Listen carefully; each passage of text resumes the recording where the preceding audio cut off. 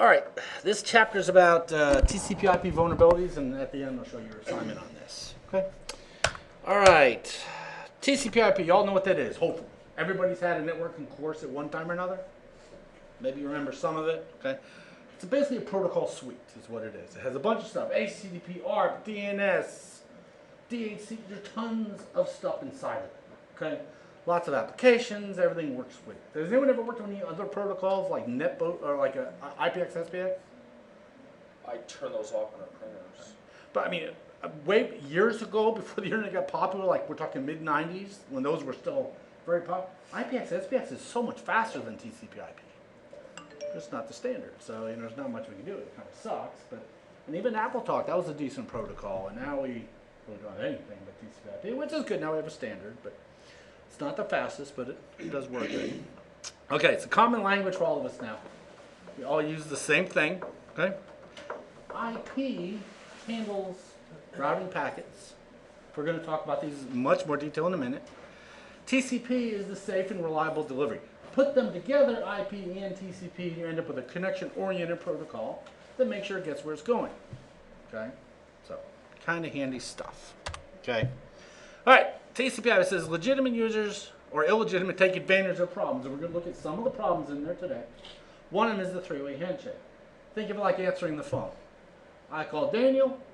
He answers the phone and says, hello. And I said, hey, Daniel, this is Ken. That's three-way handshake. Then we continue to talk, okay? There's ways you can exploit that, okay?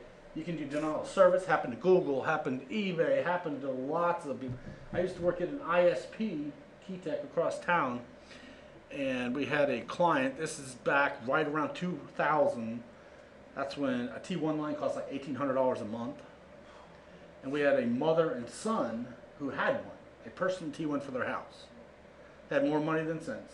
And they literally sat there all day long on chat channels and everything else. And they were obnoxious people. Basically, I went out there once to fix their computers and I would never go back again, because they were just totally obnoxious. But they were giving people a hard time on this chat channel, and then everybody took them down. They basically did a denial of service against them. But since they had a T1 through us, taking them down, guess what it did to us? It took us down. So we ended up calling Cox at like 3 in the morning, because we're dead in the water. Cox came out there, put a sniffer on the network, and detected 16 separate Class C addresses that were just hammering us continuously. So they basically blocked all 16 of those, just to the point where we could at least our network would start functioning again. So it's tough. You can actually buy these. You can buy servers in Russia to do this. So it's crazy stuff. They basically send so many requests that you don't have time to answer them. Okay.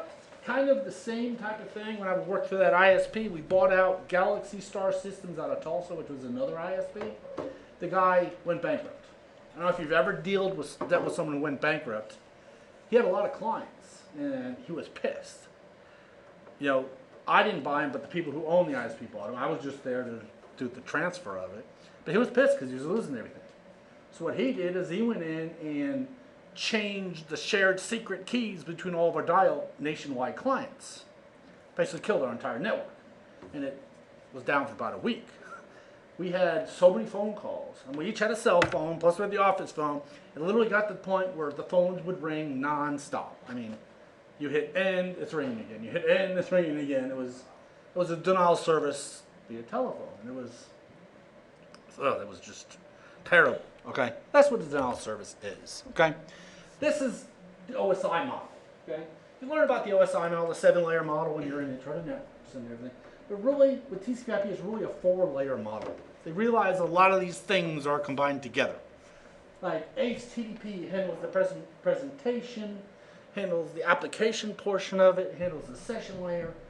So what's happening is, this is the model we go with. A lot of people say, well, why did they even make the OSI model? Well, it was a theoretical model that no one really implemented. It's just something you come up with. Okay? All right. Data encapsulation. If you don't know how the internet works, I realize you all do, but basically take our packets and divide them into pieces. Okay? It's kind of like going to the grocery store. You get a cart full of groceries, you break it up into individual bags. Then you put those bags into your car and transport them, okay? But data encapsulation, take the data and encapsulate it inside of other areas, other portions of the protocol, okay? Also data hiding, we'll talk more about that, okay? To the user, I mean, did anyone, Chris might have, I don't know. Has anyone ever set up TCP IP back when it was like Windows for Workers 3.1.1 days? Did anyone? Didn't you work on computers a long time ago, Chris? Not professionally. Oh, okay. Because I thought someone did.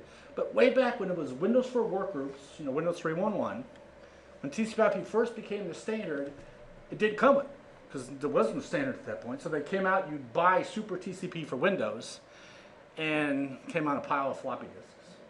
You had to answer like 200 questions. That's back before PPP. It was all split. It was really hard to get it to work. And as the end user, it sucked. You had to know a lot. But nowadays, how much do we need to know? Nothing. Implementation, it just works. You buy a computer at Best Buy, you take it home, it just works. Okay? You can even hire them to hook up your wireless router and do whatever. I always think it's funny, you know, I bought some security cameras for my house, and I can buy remote installation. What's remote installation? Well, they basically, you call a number, they walk you through setting it up. It's like, okay, but you know, really they get to the point where you don't want to know how things work nowadays. It kind of sucks, but okay. All right, so here we have our different components, and we're actually going to look at some of the headers in a minute. But things are added. We get the data link layer, then we add header information, we add the TCP header information, we add the application header. So we're adding all these together. And so we have a little bit of data with a bunch of other stuff, okay? It's actually a lot of overhead. There's a whole bunch of overhead in what we get, okay? We're going to see a little more about that. IP, if you look at the TCP IP model, you have TCP and IP, okay? IP is the connection list portion of it, okay? So that's basically the addressing. So if I take an envelope, I actually mailed one the other day. I hadn't done that in forever. I took an envelope and put an address on it. Putting the address on it, that's IP. By me putting the address on it, does that mean it's going to get to where it's supposed to go? No. No. It's just an address. It's the TCP or the mail person to make sure it gets there. So the IP is really just the addressing portion. Okay? It transmits data from source to final. Again, it's addressing, but it's not really, you know, it's connection list. It's not in charge of making sure it actually gets there. No guarantee of data, no guarantee of nothing. Again, I just filled out the envelope. If I screwed up, it ain't gonna make it, okay? Then they route them over our network, okay? We got IPv4 and IPv6, okay? I changed these slides somewhat because they didn't have the right dates on it before. We basically ran out of IP4 addresses. If you didn't know that, January 31st, 2011, we ran out of addresses. I put in there APNIC and RIPE on there, and Roy was like, what the heck is that? Well, this is Asia Pacific Network, and this is Europe, Amsterdam, that kind of area. Because they all have their blocks of addresses as well. But pretty much we're all gone out of addresses right now. IPv4 is a great idea. It's kind of like, did anyone ever use the computers when we only had 64K of memory? Or 640K of memory? Man, what did you guys do? I'm not that much older, are you? But I remember I had a computer with 640K of memory, and I upgraded to 1 meg. That was like massive. And then I upgraded to 2. I had to buy 9 separate SIP chips and a board to put them on to upgrade to 2 megs of memory. Then I spent $600 and upgraded to 16 megs of memory. We're talking megs, not gigs. It cost $600 to upgrade to 16 megs of memory. What do we get it for now? 16 gigs is like $42 or something. You're like, what the? It's crazy. But IPv4 is a great idea. We're out of addresses. First of all, a lot of the addresses can't even be used. And also, it wasn't made for security. Right? It's kind of like, I was telling one of my classes, if you were to take a 7-Eleven, okay, and convert it to a bank, how secure is that going to be? Probably not the securest bank in the world, because it wasn't designed to be a bank. That's what IPv4 is. It's made to transfer stuff, which is fine, but it really wasn't made for security. Okay? IPv6, they built the bank from the ground up. I mean, it's made for security. Basically, you have, I think if you took all the IP addresses in IPv4 and doled them out to everybody in the world, they each get like 0.6 of an address. There's not even enough for every person in the world to get one, if they all can be used. With IPv6, it's 128-bit address space. Every person on Earth could have 50 octillion addresses. That's like enough addresses to put an IP address on every blade of grass, every grain of sand on Earth and the moon. So it's not much grass on the moon, I guess. You know, a lot of stuff. So there's lots of them out there. They're identified in hexadecimal rather than decimal. Everyone, what's this called right here? Oh, we're missing the other part of it. Oh well. What's this format called? 192.168 something. What do you call that format? Dotted decimal? So on the homework, when it says dotted decimal, you could do dotted decimal? Okay, good. Just making sure. IPv6 is done in hexadecimal. Okay. There's actually 8 sections of it. Certain sections can be replaced with zeros, but we're not here. We're not learning about that in this area. So, okay. But we are out of addresses.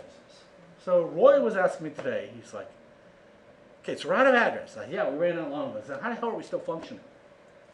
Well, what's happening is the backbone providers, the Cox, the AT&T, those guys are only using IPv6. Yeah. So what happens is, like, one net to row state is IPv6. But once it hit row state, internally we can still use IPv4 all day long. So we really don't have to use we actually, at row state, because I asked the question, hey, you know, we need to start using IPv6 so we can use it in classes. They actually have where all IPv6 packets on campus are dropped internally, because not everything's compatible with IPv6. So Brad was telling me, yeah, they actually drop all packets because of that. I'm like, oh, handy dandy. So, all right. So packets can arrive out of sequence. Sequence number is a big issue. Okay, I did security work for a gym, Anytime Fitness, and they had to be scanned quarterly by some funky security company that their payment processor for credit cards specified, and they always had an issue. Their DVAR system, their video recording system for the cameras, always has a sequence number guessing attack. It's a known vulnerability, and they always throw a fatal over it. And they're like, oh my God, you're going to lose your credit card capabilities because you got to get this thing fixed. So I contact the company we got the DVR from, and they're like, there's no fix. It's not. We are not fixing it. We will never fix it. And finally we got to the point where we contact the security company, like, okay, that's in the DVAR system, totally separate from the credit card system. The credit cards are never stored, never even connected on the same network, so it's not an issue, and they're okay with it. But sequence number is an issue. Okay? The attack is basically saying you could guess it.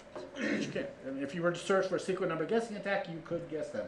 Because even though they're randomly generated 32-bit numbers, nothing in the world is random, if you don't realize that.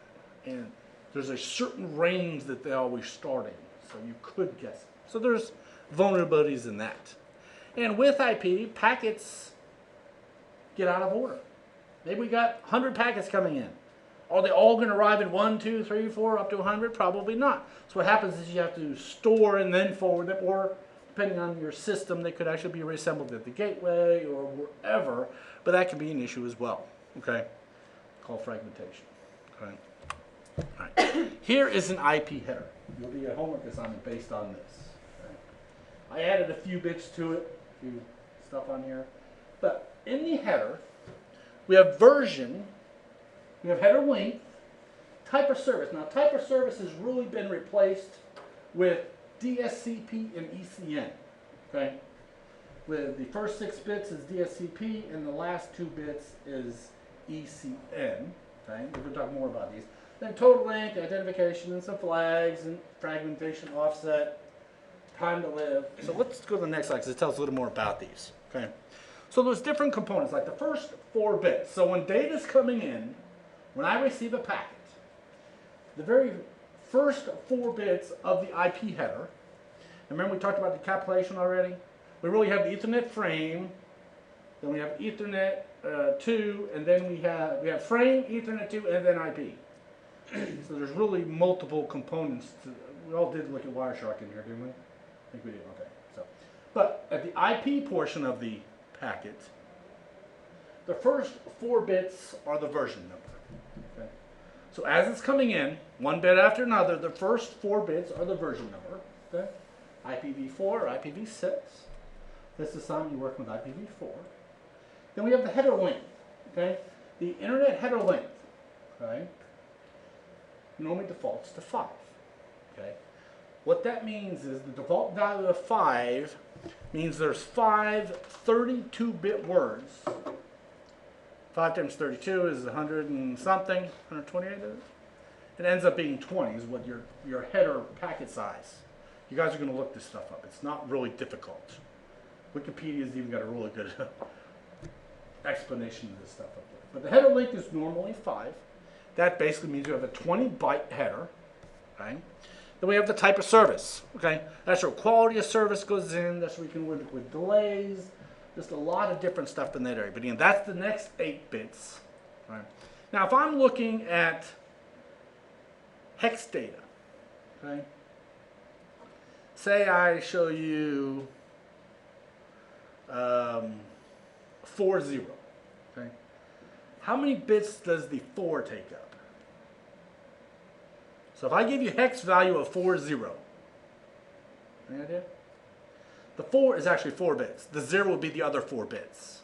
So if I give you like 53, the 5 is actually in the 4 bits as well.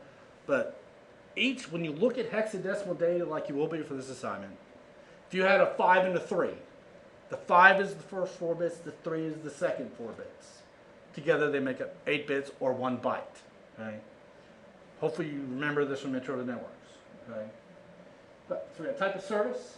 Okay? I told you what that's about. Okay? All right, then we got the total length, and this breaks it out. For this assignment, you're going to be telling me all these different values, okay, for an IP and a TCP packet. And I'm telling you the exact size they are. Okay? Your best bet for this assignment is capture some packets with Wireshark and look at them, just like you did before. You're just going through it a little bit more in detail on this one. Actually, a whole bunch more in detail on this one. Okay, so 16 bits for total length. How many bytes is that? 2? 8 bits is a byte, so that's 2 bytes. Okay. Then we got 16 bits again for identification. Then we got flags. They got things like don't fragment, must fragment. Okay. Then we got fragmentation offset. We have time to live. We talked a little bit about that. We will be looking at that in a later project as well. But that's handled in 8 bits, right, or 1 byte. Then we got header checksum. Okay.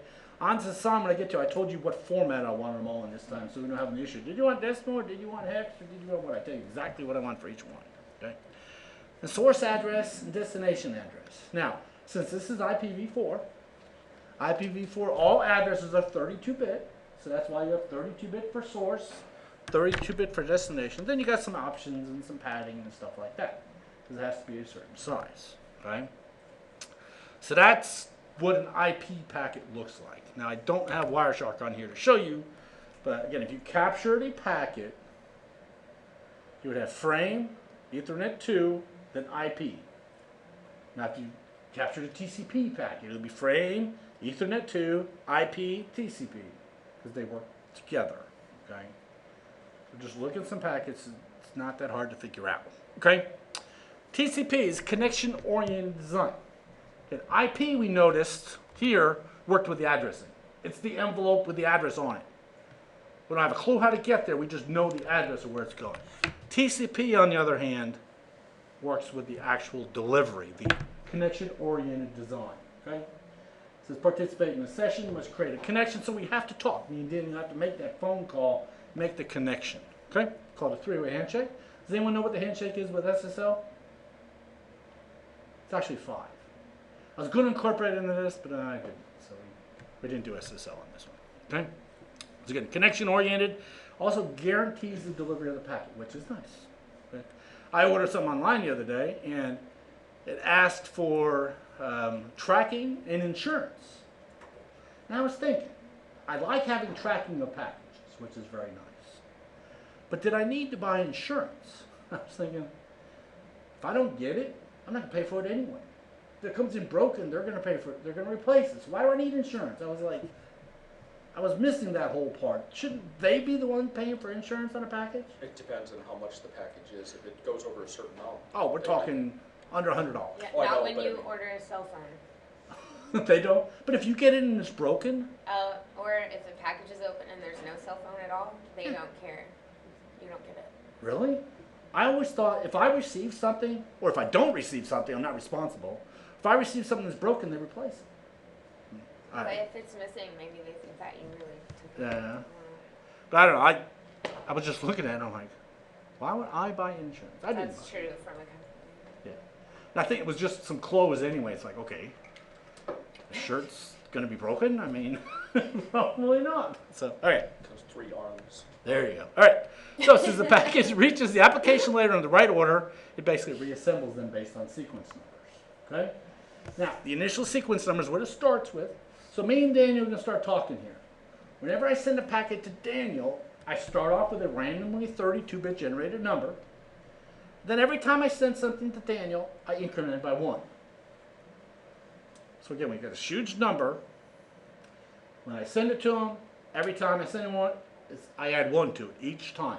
When he's talking back to me, I thought about this the other day. I don't think I explained it very well. But when he's talking back to me, he's not using the same numbers that I give him. He starts off with a randomly generated number as well. 2 totally different numbers. Because mine increment every time I send him something.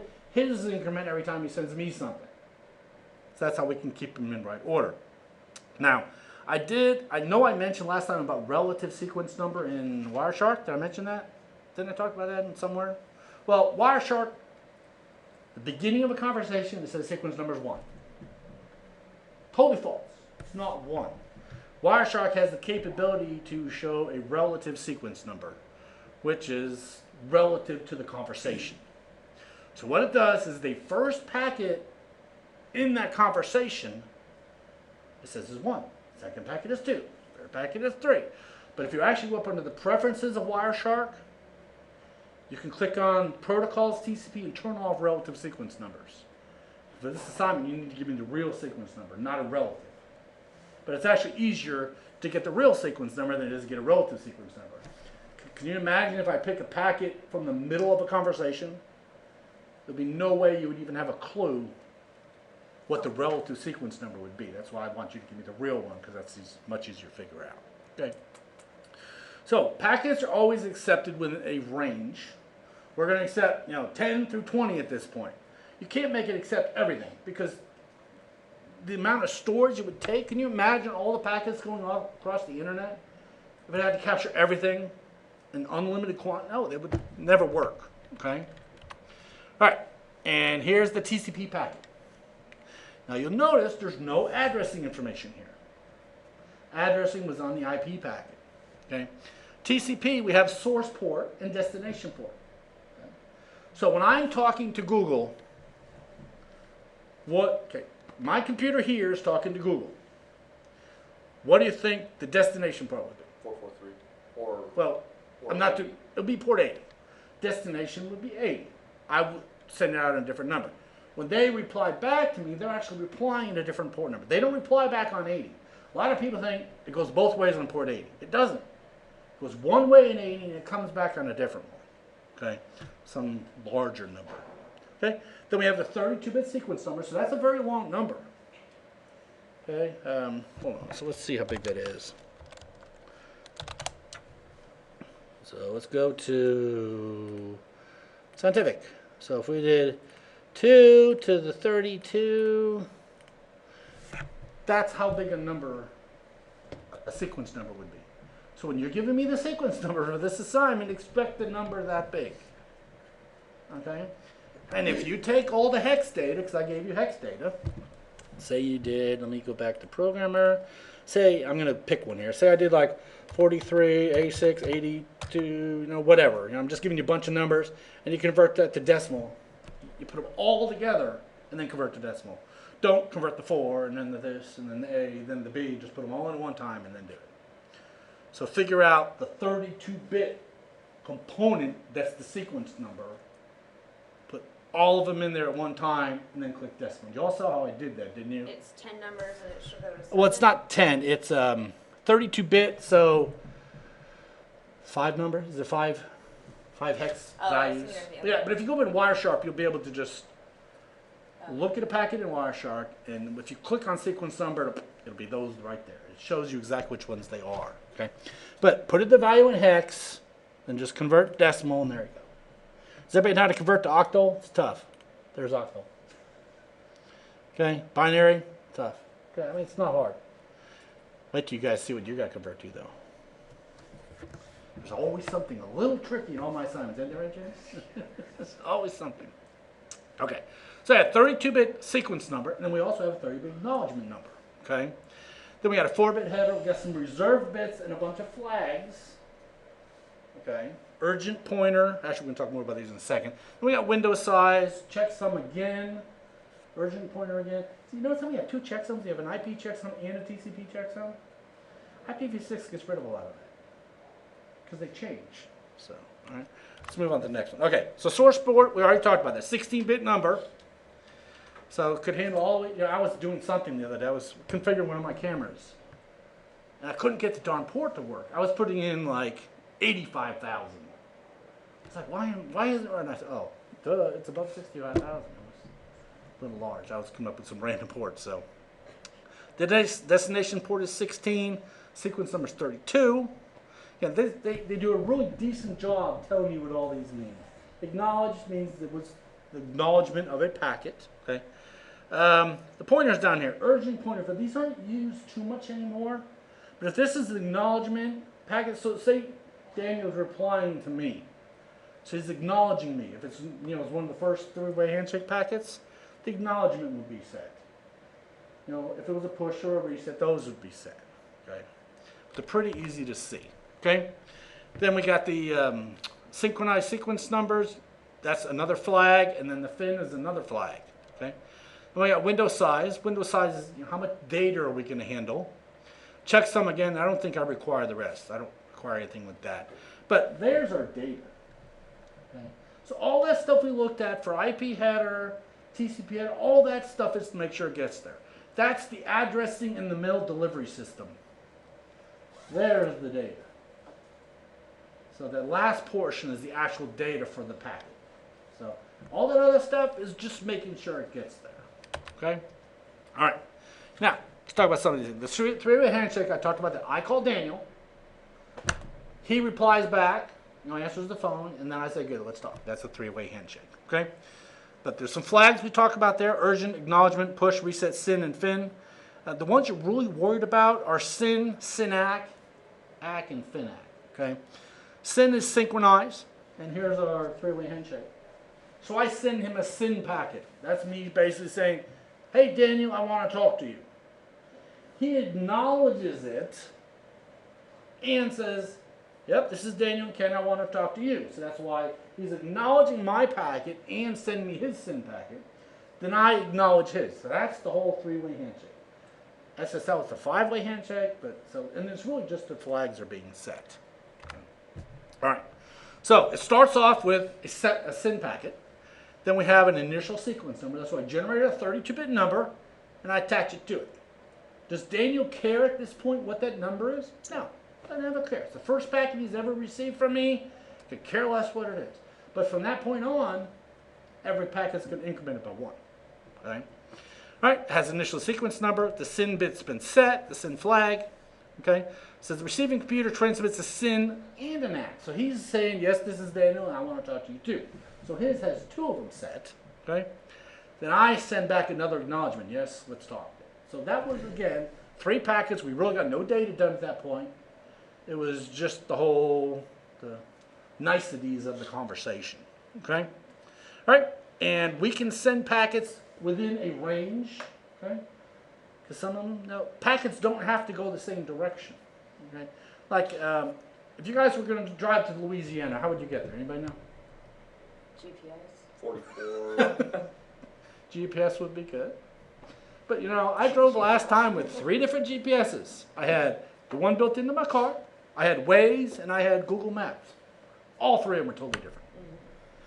So the odds are, if we all drove to Louisiana, we would hopefully all end up in Louisiana. but we would all take different roads. The same way on the internet. Packets don't have to go the same way. Okay?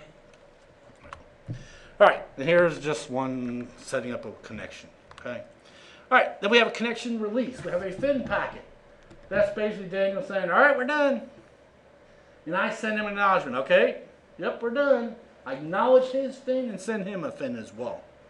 Then we get the final act, and then we're fine. We both hung up at that point. Do we have to do that? I would, yeah. But, okay, say I'm surfing Google. I mean, could I literally lose the connection in the middle and not actually send this FIN packet? We could. Could. The connection will just be open for a while, which we'll see here in a minute.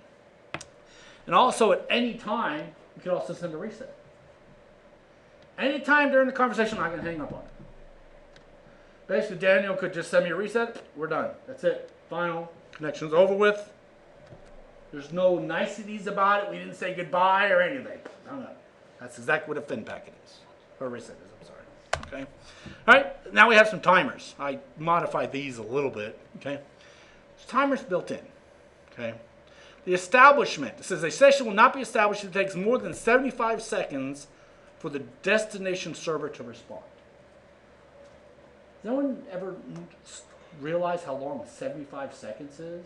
Minute 15 seconds. That's a minute and 15 seconds, and it might not sound like much, but it is.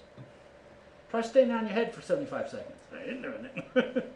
The point is, it's actually quite a long period of time. Okay? That's the default setting. The FIN wait. Okay? So if I don't send a reset packet, we just stop talking. He's going to be waiting for 10 minutes for me. So what does that mean? That means Daniel's got an open connection to me for 10 minutes, which is actually a very long period of time. And the computers have a finite number of connections they can support. You ever try to download stuff through Internet Explorer? Don't you get like 3 downloads or something at one time, then some stupid number like that? You're limited on what you can do. You can't change that, but you can change this as well. Okay? There's also one, the timed wait. The default value to wait on a connection is 2 minutes. Okay? It waits for the packet to arrive. You can change it. I did this on my computer today just to show you where it would go. I went into the registry. And I added a TCP parameter. It basically says TCP timed wait delay. What will this do by me doing this? Anybody? What do you think? It'll make it open more when you, or the timer won't take as long so you can open more. Exactly. I'll basically, instead of waiting 2 minutes for something, I'm not going to wait 30 seconds. So I'm not going to be sitting there holding that connection open, waiting on something to respond. I say, you know, dude, if you don't respond in 30 seconds, you ever go to a web page and it waits? And it waits, then it finally times out. That's what we're talking about. Now we're only wait for the client. If you can't respond in 30 seconds, there's probably something. It's quite easy to add. You just go in there and add a double word and put it in there. So. And this is number of seconds. Hex 1E is actually 30. When you add it, you actually can specify hex or decimal. So. All right, keep alive. So check to see if they're alive. Because TCP, is anyone here who's never used dial-up? Most of you have used dial-up at one time in your life. Remember how slow that was? Well, sometimes, hey, you still there? Like if you listen to that video I recorded the other day of that guy in my machine, a lot of times, hey, you still there? Because it was dead noise for a while. Okay, but keep alive. You know, how long is it going to check? It says computers may send a test packet every 2 hours. Wow. Once our connection is established, we're only going to check every 2 hours to see if you're still there. That's nuts. I have a security camera in my house, which I was Monday afternoon. I was looking at it, and I thought I closed it out. It's through a web browser. Thought I closed it out. Well, I got home last night, and I wanted. You know, we were going to change out the cords. I was going to go up and see if the camera was still functioning. Well, I just minimized it, but it's been going for days on end. So I can just at least wait every 2 hours to see if you're still there. That just seems like an awful long time to me. Okay. Now let's talk about some of the vulnerabilities. Security was not a priority. We tried to put a bank in a 7-Eleven. We didn't know any better. Have you ever done that? We're like, it worked. When I did my scanning project in Tulsa University, I was thrilled to death when I was able to capture a packet analyze it and print the results. I was like throwing a party. Then I realized it didn't work correctly, but at least I got something to work. You ever work on a program, you at least get to compile, it's like, thank God it compiles. I mean, that's kind of what we're at. You don't always think everything up front. In TCP/IP, they really weren't worried about security initially.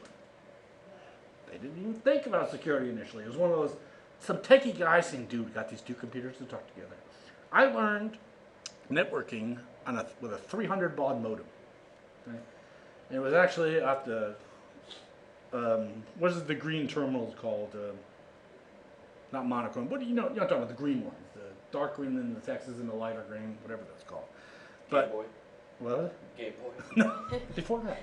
But this was actually in an army base in a Landstuhl in a Kaiserslautern, Germany.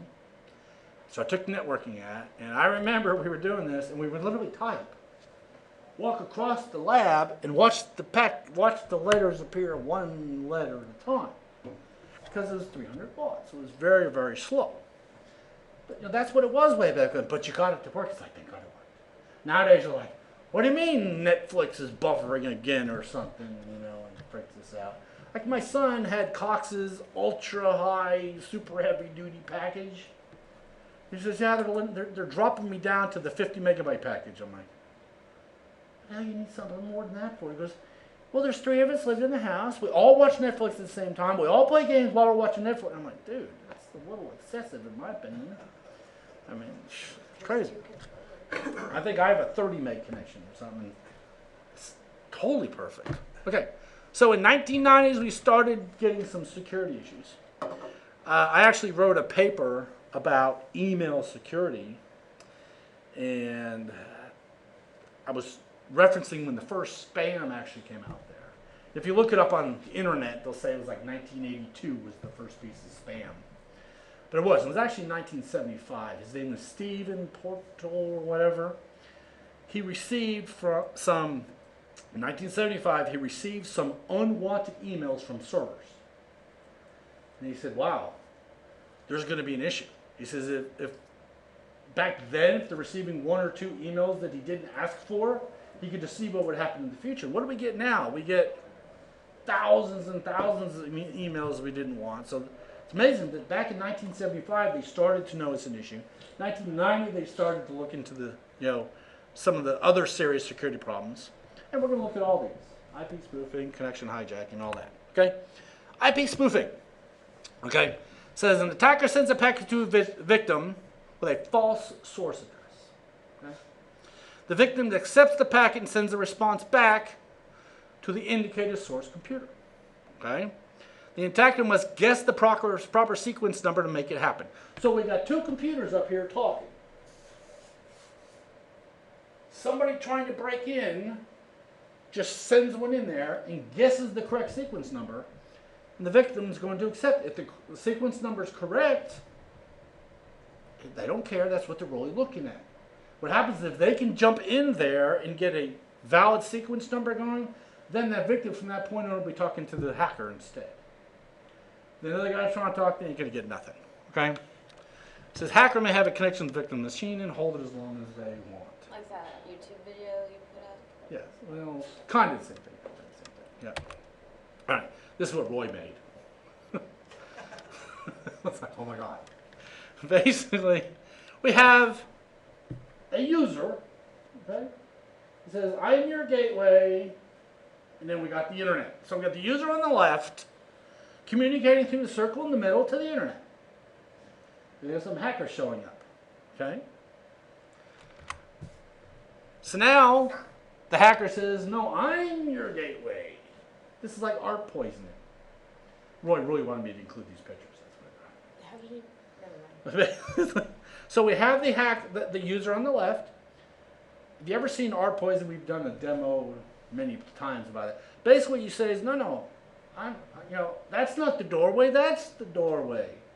And the problem is, TCP/IP really doesn't check that kind of stuff. So it believes that, no, I'm your gateway. Then this guy starts talking through him from that point on, and kind of fakes the whole system. It's pretty much art poisoning, what it is. Okay? Now, it's a little about sequence number guesses. Hacker sends a few connections to the victim.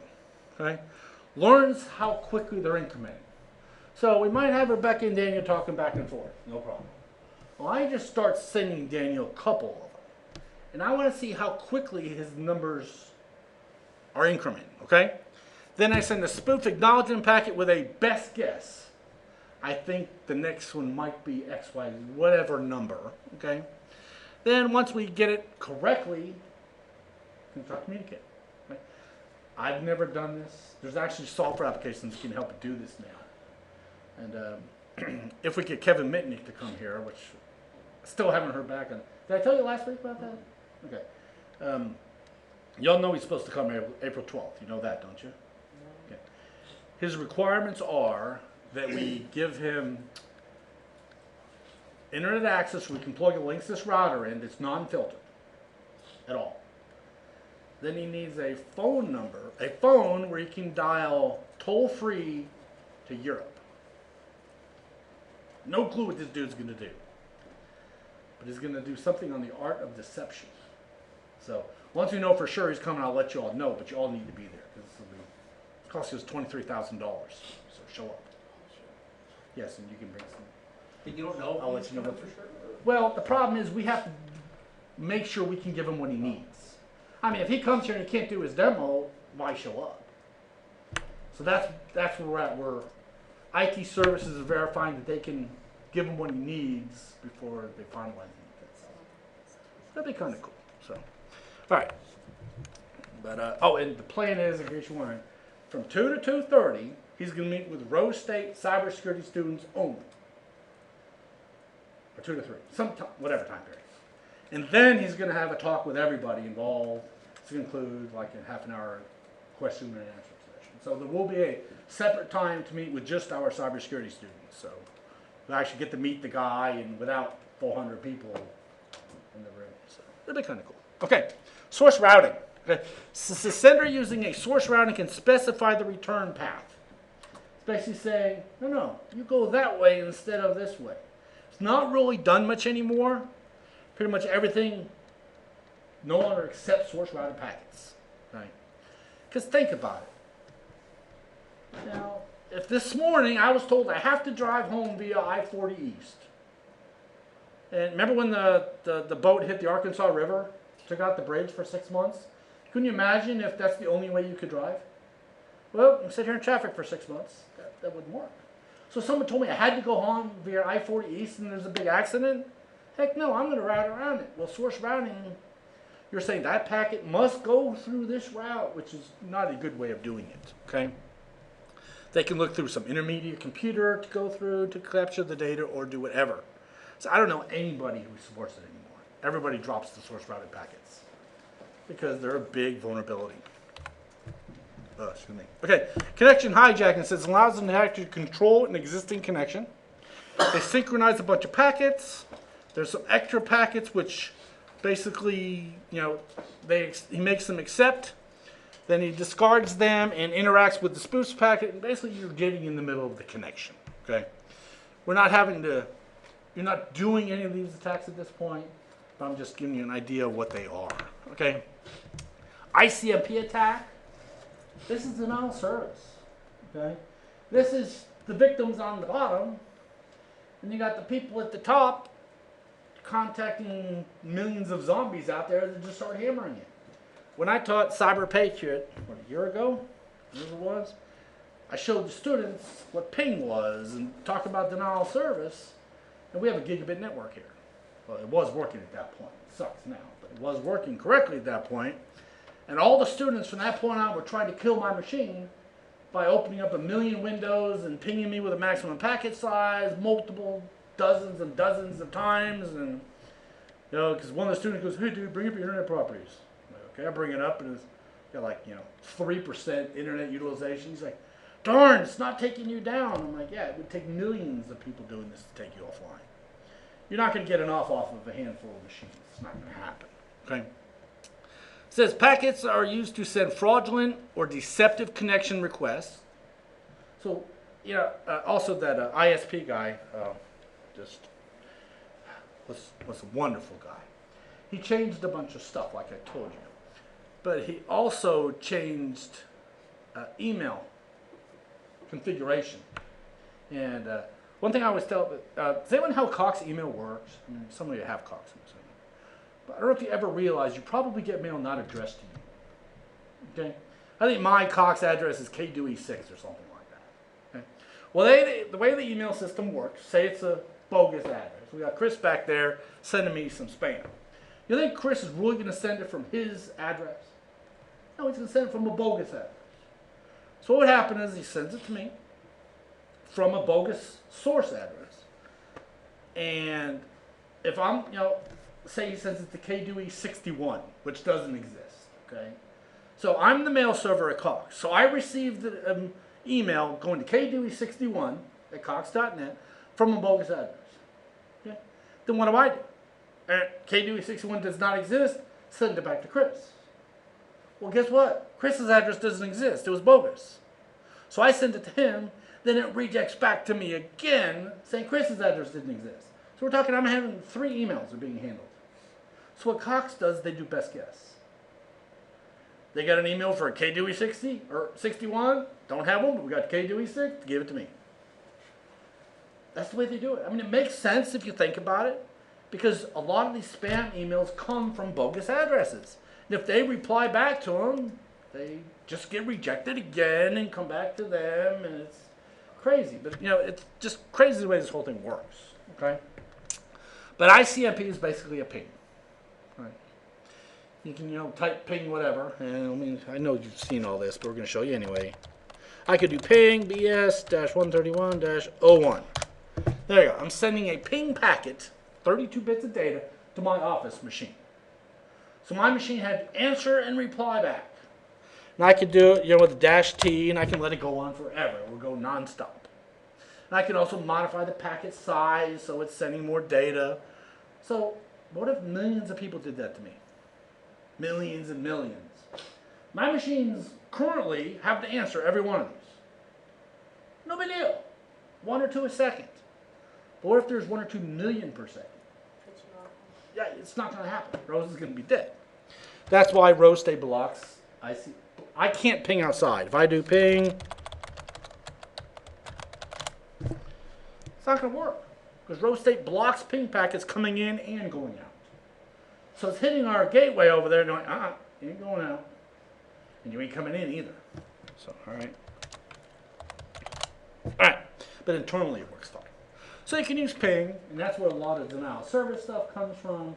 There's a video out there called Warriors of the .net. I don't know if you've ever seen that one. If you haven't seen it, I'll show you the website.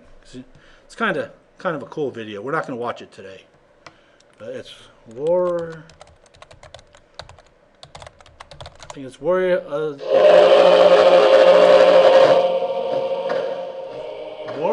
of the .net.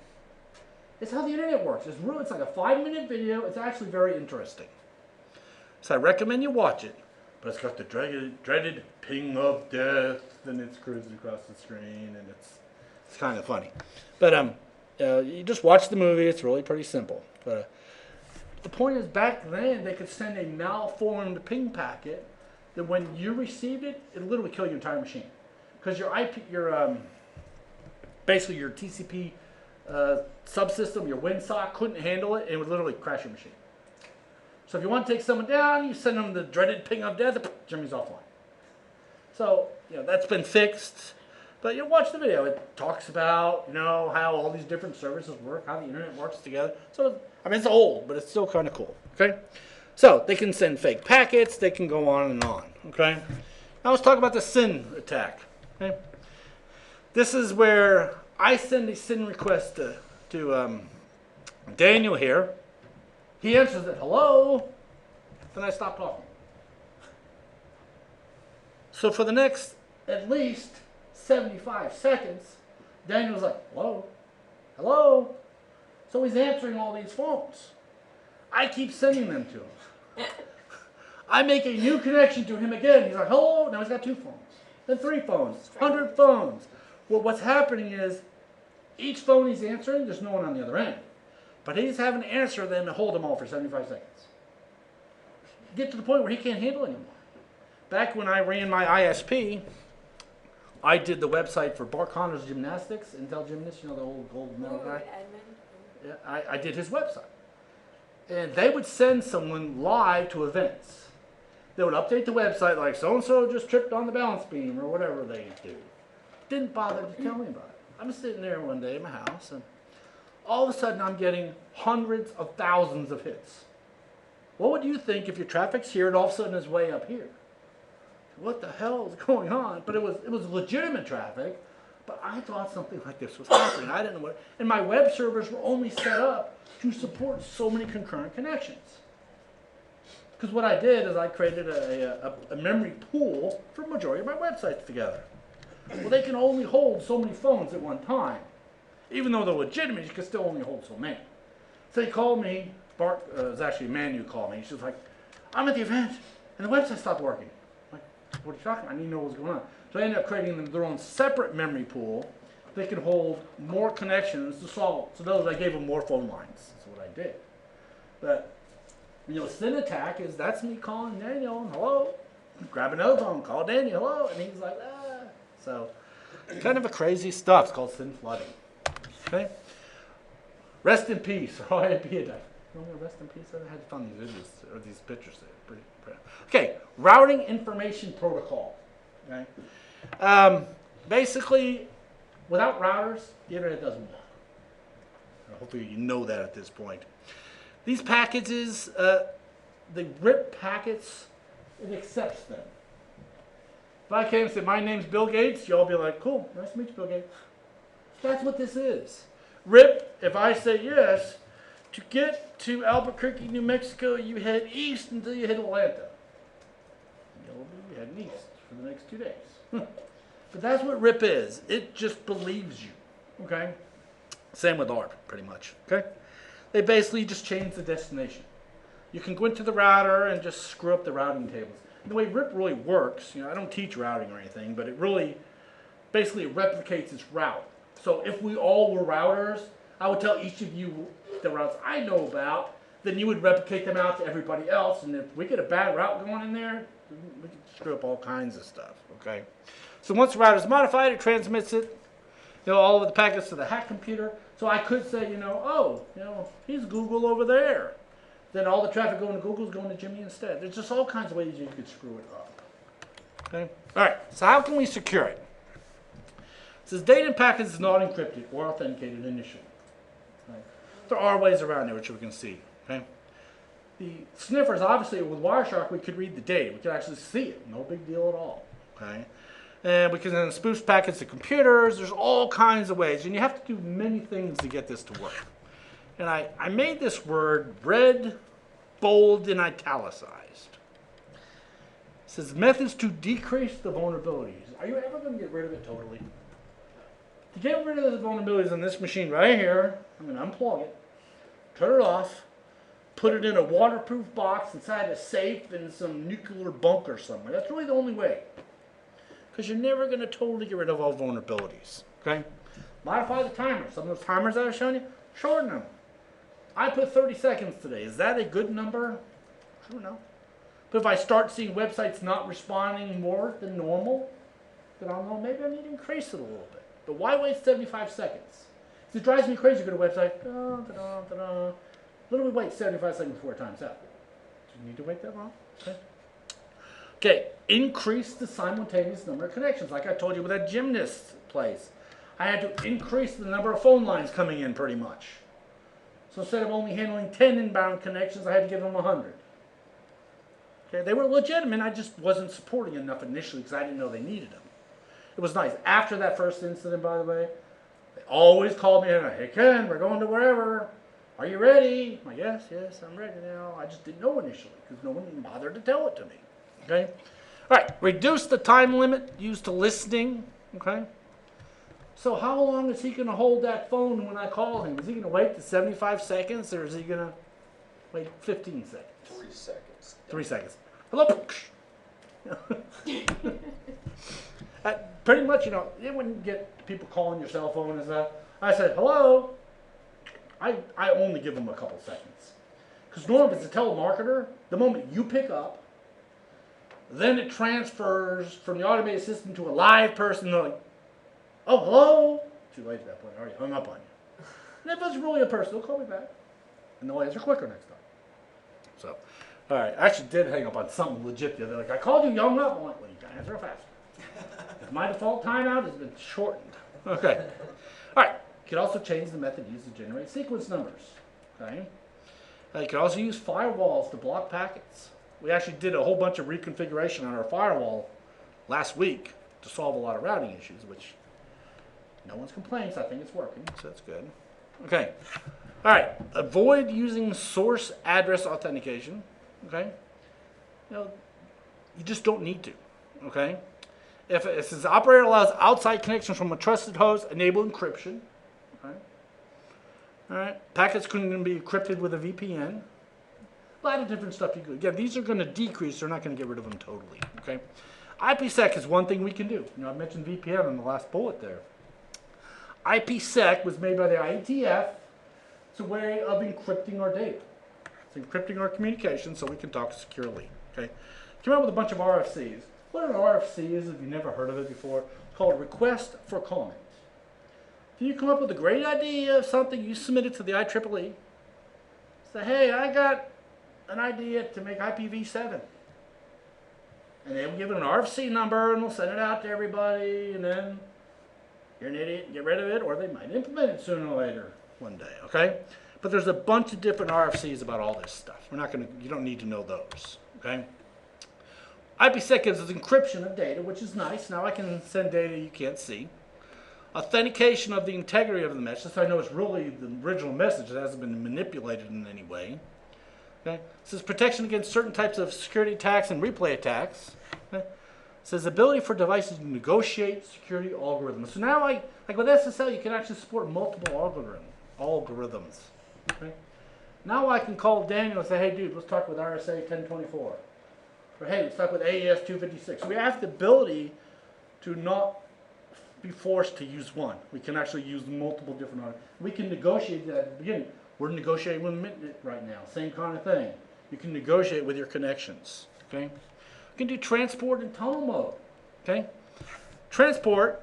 I can see the packets going. I can see the trucks driving out there coming from Ken's house to wherever. One truck after another. Don't know what's in it. But I know it's coming from A to B. That's transport mode. Tunnel mode, there's a tunnel from here to there. That's all I know. I don't know if there's any data going through. I really can't see anything. Because all the source and everything's been, what they do. With transport mode, they really encrypt the data. That's all they're encrypting. So you can still see where it came from, where it's going to, you just can't read it. Tunnel mode, they can take the entire packet, encrypt it, and encapsulate that inside of a totally brand new packet. So I don't even know anything anymore. I don't know it came from Jimmy or Daniel, whatever. I can't see that anymore. So a couple different modes that can work. Okay. All right. That's the end of this chapter. So I'm going to stop this and we'll talk about your assignment.